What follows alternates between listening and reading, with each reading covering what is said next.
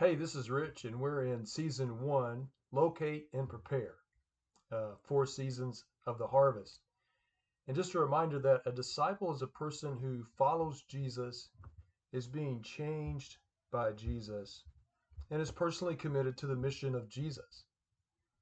And when we're following Jesus, that means necessarily that we are going toward people who don't know Jesus yet. And one of the ways that helps us in our going is the development of our prayer map. Well, let's talk about the prayer map together. Um, as you can see, we have a map here. It's like a mind map, and what we're doing on this prayer map is partnering with the Holy Spirit so that the Spirit can make us aware of the people around us that are already open to the gospel, or that the Spirit is looking to draw to Himself. And so we don't have to put pressure on ourselves when we prepare our prayer map. We just simply begin to pray. And we would just put our name in here and we begin to pray like, Holy Spirit, show us or show me who are the people at work, where I live, my neighborhood, where I play, and maybe where I study, or some other place, some other environment where you are with people who don't yet know Jesus. And just ask Him, who are the people that you are drawing to yourself? And just begin to write down some of those names. And what happens when we begin to write down names, the Spirit will continue to do a work in us as well, to give us a love for people who don't know Jesus yet, to make us more aware of their condition without Jesus. So let's work together on building our own prayer map. So maybe take your notebook or a piece of paper and let's draw a circle in the middle. And let's just put our name here.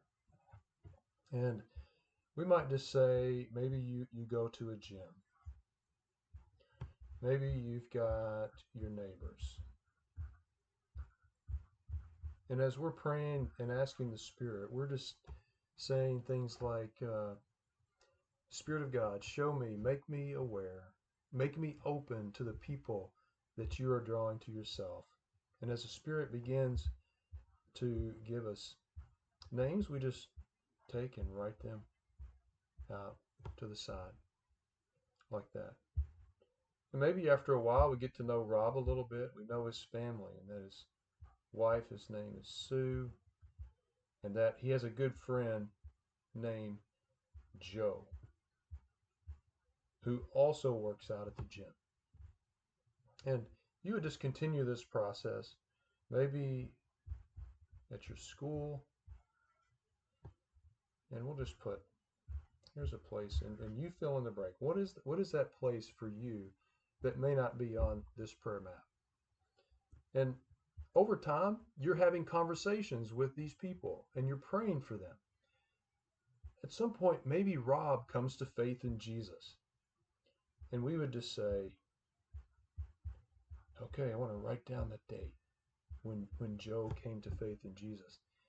Now, why would we write the date down? I think for one, it is a good habit to do this because we want to document the work of the Spirit in people's lives. And this is an encouragement. When you come back to your prayer map, you can see how the Lord has been working. Or maybe you would just put a little CC for, hey, I had a crucial conversation with Rob on 6/1/2024, just as a reminder. And this is a way that we can track the work of the Lord. And we can also say, 6 months from now, where is Rob at in his walk with Jesus? And how are we doing coming alongside them? Where do we need to pray? And so a prayer map is just a way for us to prepare ourselves for following Jesus. And following Jesus always means that we're going toward people. And the last couple of things I would say is write down here, when are you going to establish in your weekly rhythm a time to pray and to update your prayer map? Because a prayer map doesn't do any good if we just let it sit somewhere. We want to engage in this on a regular basis. So How would the Spirit lead you in that? And just put that time and day there on your prayer mat. May God bless you as you follow Jesus.